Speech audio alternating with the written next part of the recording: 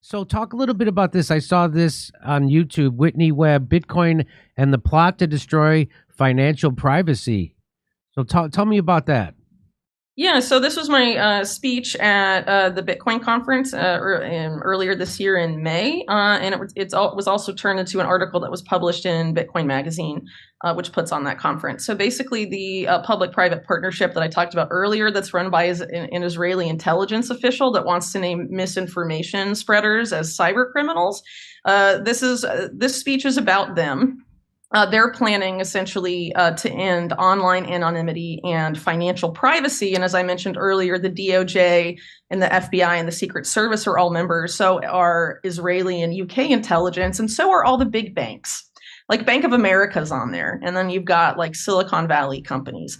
And That's this why WEF partnership against cybercrime, along with the Carnegie Endowment, has an equivalent program. The two of them have been basically pushing for the end of online anonymity, or really online privacy and financial privacy, and also pushing to merge banking regulators and intelligence agencies in the US. That's why madness. That's why. And the guy that was in charge of Carnegie at the time is now CIA director under Biden. And they were basically saying that the way this would be implemented would be through a big cyber attack on the banks.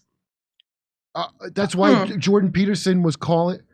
That's why Jordan Peterson was on talking about we need to end anonymity online, because he's after a he shill, started hanging out with Netanyahu. Yeah, right? he got paid by Daily Wire a while ago. He got a bunch of money. So him and Douglas Murray's a shill for his, and they're paid Douglas Murray's got all this new work done.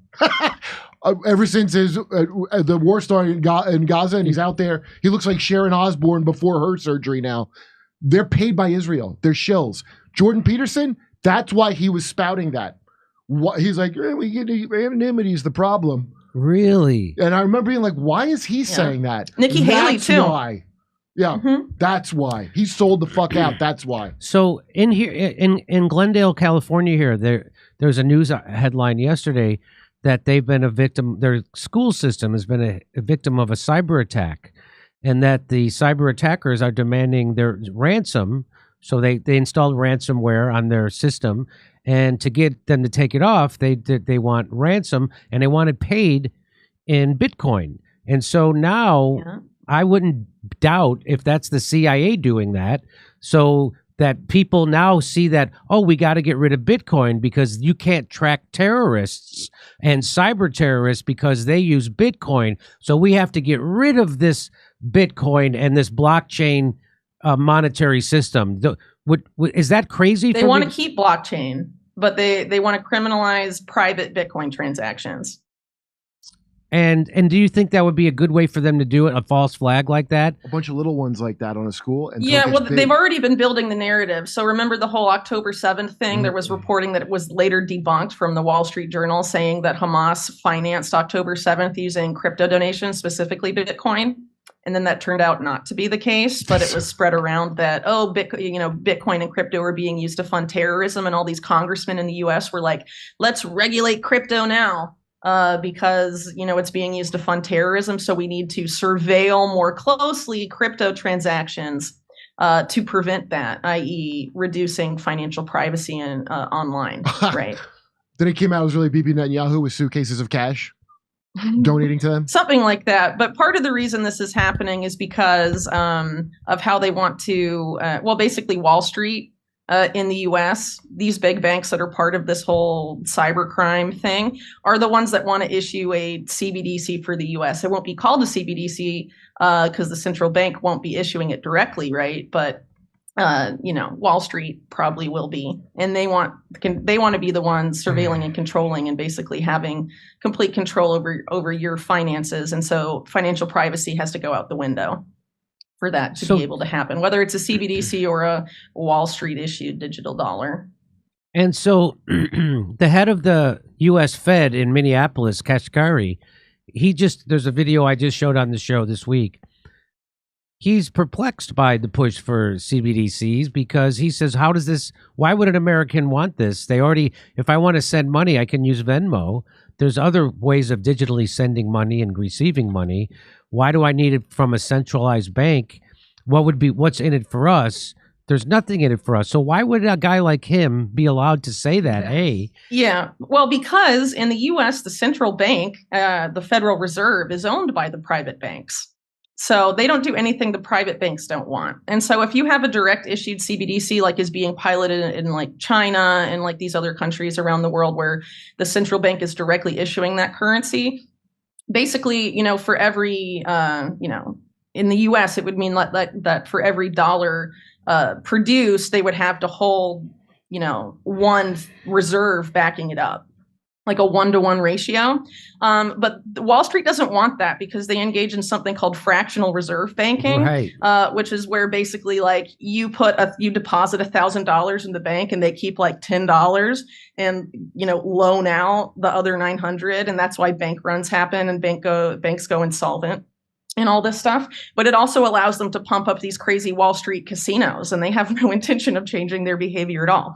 And so they can't have a direct issued CBDC and continue fractional reserve banking. So what they're trying to do is have something called deposit tokens or bank issued stable coins, where they get to all these private banks, these Wall Street banks, hold the reserves and can do fractional reserve banking with it. Because if the Fed were doing it, then the Fed would have to keep it in that 1-to-1 ratio. But if Wall Street is doing it, then they can keep their insane casino going on forever. While also, surveilling Americans on behalf of intelligence, which is why you have this push I mentioned earlier to merge banks and intelligence agencies going on with all of this. So instead of, Jerome Powell and the Federal Reserve on behalf of the government programming and surveilling you through a CBDC, it will be Jamie Dimon doing it. And Bill Gates is going to have his fingers in there somehow. Of course. He's not one to miss out, No. He'll write the software that does it or something like that. Or steal the software. Or steal the software, exactly. I'm sorry. I misspoke. So it seems like we're at a real crisis point, right? There's a real tipping point. And do you think that do you see the American people or any people worldwide getting wise to this and having any kind of pushback? I think COVID kind of did wake people up to some things. And I think that kind of backfired for them, the COVID. That was like their test run. Yeah, definitely. It was like their test run. And I think that's why censorship is escalating. They want to keep the info from spreading. And the next time there's a big event, they don't want the counter narrative to be freely available. It's like a lot of dry runs, all these things. Just keep them coming, see which one sticks. So yeah. What is your hunch on the future? Where do you see? So it's 2023. Where do you see us being in 2030? And do you think Trump will be any different? So, 2030, it's kind of hard to say what's going to happen between then and now. What I will say as far as the cyber attack stuff, the World Economic Forum, their number 2 guy after Klaus Schwab, in January of this year said that before 2025, there's going to be a massive cyber attack. And if you recall, Klaus Schwab during COVID said stuff like, soon there will be a cyber pandemic that will, in comparison to COVID, make COVID look small by comparison, paraphrasing, but something like that. So the risk of that happening soon, something like that, is very high. And of course, if something like that does happen in the US, there will be a Cyber Patriot Act that will be rushed through. And some particular nation state, we can probably guess which ones, will be blamed. And as has been the case up to this point, when a nation state, whether it's Iran, China, or Russia, or any of the bad guys, are blamed, the reasons for attribution are practically non-existent, or it's all intelligence fronts attributing the blame. Like this recent one blaming China for infiltrating U.S. infrastructure was this company called Recorded Future that was created with In-Q-Tel money. That's the CIA. Yeah. And there was no pushback on that all from the media, just this headline of China's infiltrating everything. So imagine if a big cyber attack happens, how that will be. Whitney, when that happens, the enemy, it's very clear, is going to be privacy. No one can be online. We have to know who everyone is online to stop these acts of cyber terrorism, whether that act of cyber terrorism is misinformation or a big hack or critical infrastructure goes down. It could be all of those things. It could be one of those things. It doesn't really matter. And if you think about stuff like the anthrax attack in 2001 and the panic that generated, that killed under 10 people. But was just the fear and panic from it was able to push through a ton of biosecurity legislation that helped bring us what happened during COVID-19.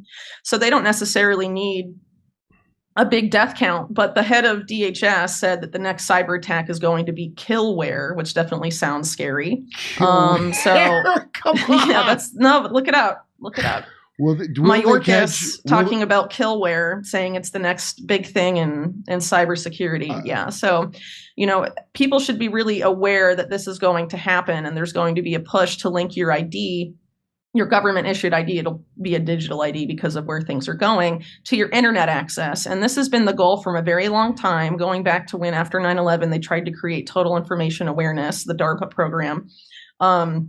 They want to know not just what you're posting online, they want to see what you're reading online also. Literally everything you do online, all your financial activity, they want all of it. Like Jesus has? If you listen, it's wild. And if you listen to people like Eric Schmidt, who was recently talking about what he feels like needs to be done to stop misinformation. Eric Schmidt is the former head of Google. Misinformation. I'm sorry. To tell people who Eric Schmidt is. He's the former CEO of Google. Basically, Henry Kissinger named him his heir before he died. Oh, that's awesome. And he's the guy that's funding the salaries of the people in the Biden administration, which should be totally illegal, by the way, and completely dominates science and technology policy of the Biden administration. And what did he say? That people who publish or post misinformation on social media should be reported to law enforcement. Well, Osama bin Rogan is still at large. So how do we protect our money? That's a really good question. So, I am not like a financial expert or advisor, so I don't feel comfortable telling people exactly where to put their money. But what I do personally is I try and put my money in things I will need if the world gets totally insane. So I don't have to worry about feeding my family, how I'm going to have lights on in my house and all sorts of stuff like guns. that. Guns and gold? I mean, whatever works for you, but I think what's important for people is to sort of think through this stuff because, knowing people, for example, in Argentina, their economy collapsed in 2001. For talking to people who lived through that, they've all said that if you give in to the panic, that's the worst thing you can possibly do. Like mental preparedness is very important. And that doesn't cost anything, does it? And also, the internet's going to be heavily censored, it would make sense to back up information you care and value and you think you might need in the future offline also. So when you say you put your money into things that you need, what do you mean by that? Well, so I live in Chile, so it's a lot easier for me than it would have been if I lived in the US still. But I bought a little plot of land and saved up for 15 years and have a little house on it, so I don't have to pay rent anymore. Gonna try and grow as much of my own food as possible. Have sort of my own water supply, stuff like that. I mean, not obviously it's going to look different for everyone based on your situation. Maybe stock up on, a couple weeks of groceries or something if stuff goes insane. I mean, we saw what happened with COVID where everything got shut down for a couple weeks. What happens if some crazy crisis happens and, the grocery stores aren't working normally or you can't get into one normally. Order from Amazon again because they were still open. Or pay with your Palm to get your... it's crazy. The UN is moving all of their humanitarian assistance programs to basically the WorldCoin model, scan your eyeball. If you want, your humanitarian rations, it's called Building Blocks, the World Food Program, insanely Orwellian. They onboarded millions of Ukrainians onto that recently. But a lot of Palestinian refugees in Jordan have been living like that for years. And people around the world, and they're basically oh, you want food? You want to live? Give us your iris scan. Not cool. No, not cool. So, Hey, what about India? Didn't they go fully digital ID? Yeah, the Aadhaar program that was it's somewhat Bill Gates affiliated. This billionaire, this Indian billionaire, was behind it, and he's very cozy with Bill Gates. And there's been a lot of problems with it, where like if the system decides you aren't you get blocked out of everything, and that's happened to many people. Yes, people. I've heard stories or read stories of that happening to people in India. They can't get food, and they actually some of them died. Who do they call for customer service? Because I call them usually. Who do they? Do they have any other country that? Why was India the first country to do this, you think? Well, because all this kind of stuff, like the digital ID stuff specifically, is tested on very vulnerable populations who can't say no. Remember the central digital currency that failed spectacularly?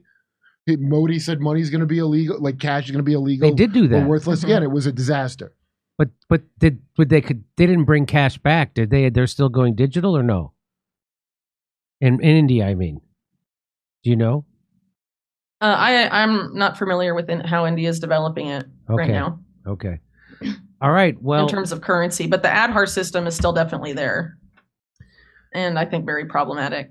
And people get their data stolen from it all the time. It's like not safe. Gets hacked all the time. Oh boy. They say it's safer and to keep people from like defrauding their benefits, even though there's no evidence that people are doing that. Now I know why they kept talking about internet access as a human right in undeveloped nations, which it's not. It's not. Because all these poor people are just walking around untracked. We don't have any of their data. They were just out there in the wasteland, not getting their rights for us to untracked by Google, untracked by the banks. So that's what they all need to be onboarded to the slavery system. Okay, well, Whitney Webb, thank you for making time for us. I appreciate all the information. Everybody check out her book, One Nation Under Blackmail. And wow, it's scary. So are you a pessimist or an optimist about the future? No, I'm pretty optimistic about it because I think people have really had enough. But I think people need to keep in mind, too, that like the online information space, even now, is more manipulated than it's ever been. And I think most Americans and people generally are just really like checked out and really aren't buying all of this. And so much is going on. There's so many like sophisticated bots in this chat GPT era that are trying to make us feel pessimistic, I think. Because if people, I feel like this happened in 2016 where they tried to demoralize people by being like putting out all these polls saying like Hillary Clinton's definitely going to win. It's like 99% probable. And then it wasn't like that at all. I think they do that kind of influence ops all the time to try and, demoralize people. And so I think it's very important to spend time in the real world and not just online, specifically when you're trying to gauge public opinion about these things.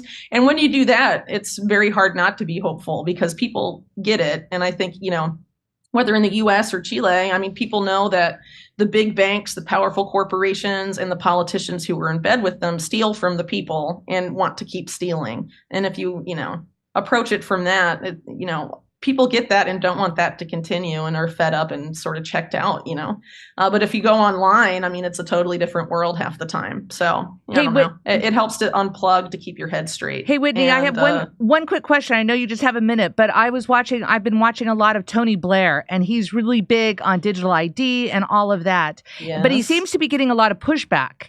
What are your observations about Tony Blair? Yeah. So, Tony Blair is, he's like the Bill Clinton of Britain. He's, very in bed with a lot of these agendas and very willing to sell out people whether it's British people or really anyone else to, the corporate overlords. As far as digital ID goes, that's been his new thing ever since he founded the Tony Blair Institute for Change or whatever it's called. But when he was Prime Minister of Britain, he was pushing to have a government issued ID in Britain. And there was a lot of pushback against it because of concerns about, Orwellian actions by the state. But of course, there's a big push to have it happen sort of anyway. in Britain now, but he's trying to implement that same program elsewhere as well, and definitely pushing for a lot of this digital ID stuff. Which the idea of the whole digital ID thing is to have this one ID tied to literally everything you do, including all of your online activity, your medical history, your cell phone carrier, your travel. I mean, literally everything. Have all of this in one centralized place that is very likely that basically intelligence agencies are going to use to surveil you. And the real danger of it is that they're going to use this to sort of do predictive policing, is what they call, which is what Palantir, the contractor for all of this in the US, has been doing for a long time, to try and predict crime before it happens. And there was a big push for this under the Trump administration. From William Barr specifically, he said it was about stopping mass shootings before they can happen. And they were trying to create this organization modeled after DARPA called HARPA, which Biden actually made. It's called ARPA-H. They just moved one letter to the end. Oh my God. From Trump's. They don't predict shit. But I know, but it was happening. I know, but it's not about that. That's what they say it's about. There's a public justification, right? And so basically they wanted to put AI in charge of going through people's social media history to identify warning signs in people who might be violent in the future, all of this stuff. If you apply this to all this other misinformation stuff and treating misinformation, which we know is just information the state doesn't agree with most of the time, to a crime or to terrorism, it starts to get really insane. And the best way to stop this is to opt out of big tech and opt out of big social media and start building or looking for some sort of alternative, because they're very complacent in the sense that they think everyone's going to stay dependent on all of these platforms and services. And we can make alternatives, or we can do something else. We don't have to use, Google and Microsoft, who are all contractors with the IDF and, U.S. intelligence and the government and all of this stuff. We don't have to do that. We can do something else. And then it all falls apart for them if we starve them of our data. That's right.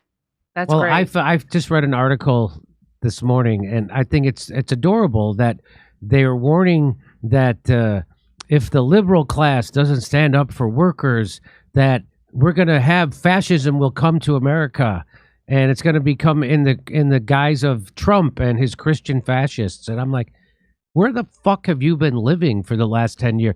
We've been living in a completely fascist surveillance state since 9/11 to fucking begin with. Barack Obama, the liberal class are the fascists. There's not some other fascist coming. I would say they're all pretty much fascists at the end of the day. Yes. Both sides of the purple party. Yes. Definitely. Yes. Mm-hmm. This idea, I mean, people out there who I respect are still saying, the fascism's coming and it's only going to be a certain type of fascism. It's like, you fucking morons. And well, the Democrats right now are largely financed and controlled by people like Eric Schmidt and Reid Hoffman, all these Silicon Valley billionaires, and a lot of their companies are completely fused with U.S. intelligence. Yes. Completely fused. I mean, the CIA helped create Google. The CIA helped create Palantir, Peter Thiel's company, who's a big Republican donor. I mean, it doesn't really matter. I mean, they're all... That's right. So what I'm saying is fascism is here. There's nothing more fascist than Silicon Valley. We should really stop using their products. If you want fascism to stop, I think that would be a good starting point. Yeah. I mean, there's just a childish idea that fascism isn't already here. I had... I hate to keep bringing him up but Cornel West, he was here. He was saying, he's calling Trump a neo-fascist, and he wouldn't apply that. I'm like, that we live, and that if we aren't careful, fascism's going to come to America. It's been here for a long time. What fucking world are you living in that you don't see the fascism's here, and you can't see it? It's right in front of your fucking face, and you can't see it. Holy shit! How much worth? Anyway, I have to let you go. Please come back. Please come back, Whitney. It's always great to talk to you. Sure, whenever. Thank you. Come see us do a live stand-up show. We'll be in Venice, California, Palmdale, California, Omaha, Des Moines, Milwaukee, Lansing, Bend, Oregon, Portland, Oregon, Seattle, Washington, Boston, Massachusetts, and we're going to Europe. Do you live in Europe? We're going to be there. Go to jimmydore.com for a link for all those tickets.